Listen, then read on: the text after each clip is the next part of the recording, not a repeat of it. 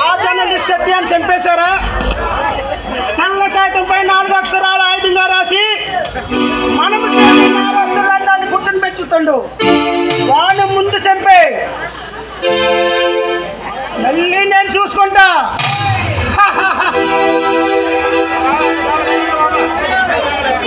ఇంకా ఏ జర్నలిస్టు కూడా ఈ సౌండ్ చూసి మనకు జోలికి రాకూడదు.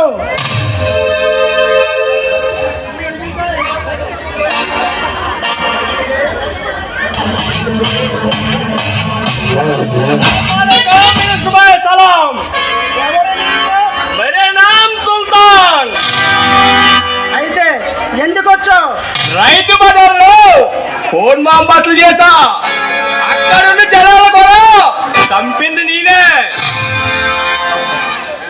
అంటే నీవు తీవ్రవాదివా లేదా ఉగ్రవాదివా?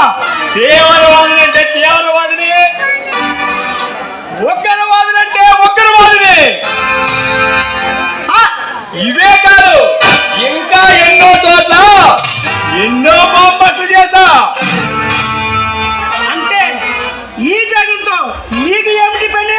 మీలాంటి స్వార్థ రాజకీయ నాయకులతోటి మాలాంటి వాళ్ళకి పని అనడం మామూలేగా. ఏమిటి ఆ పని? ముందు నువ్వు నాతో చేతులు కలిపు. ఈ దేశంలో ప్రళయాన్ని సృష్టిద్దాం.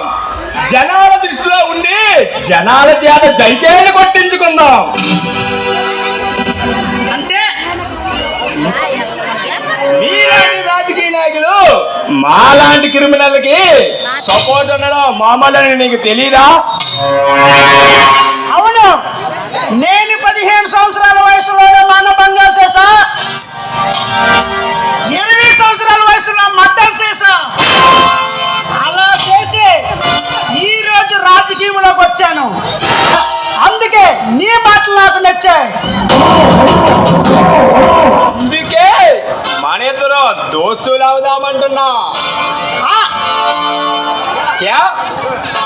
సరే, ఏమీ లేదు కానీ శుక్రియా. ఏ ప్లాన్ చేయబోతున్నా? ఇంకా ఏమి ప్లాన్ చేసి డిసైడ్ చేయలేదు బాయ్. అయితే నేను చెప్తాను, ఆలకించు. ఏమి చేయమంటావు? సీఎం అనేసిమంటావా లేదా పిఎం అనేసిమంటావా? ఏసీపీని వేసేయ్. ఏసీపీనా? అవును మాయ్, వాడు చాలా సిన్సియర్ పోలీస్ ఆఫీసర్. మనం చేసే ప్రతి పనికి అడ్డొస్తున్నాడు. ముందు వాడిని అంత చూడకపోతే రేపు పొద్దున మనం చేసే పనికి అడ్డొస్తాడు. అలాగే బాయ్. పకడబందీగా ప్లాన్ చేయి. అది నాకు వెన్నతో కూడిన విద్య. శభాష్.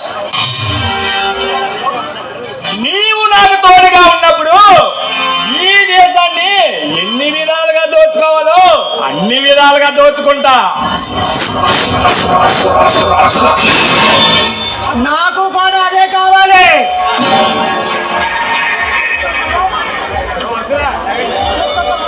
వెళ్ళొస్తా బాయ్, వెళ్ళొస్తా.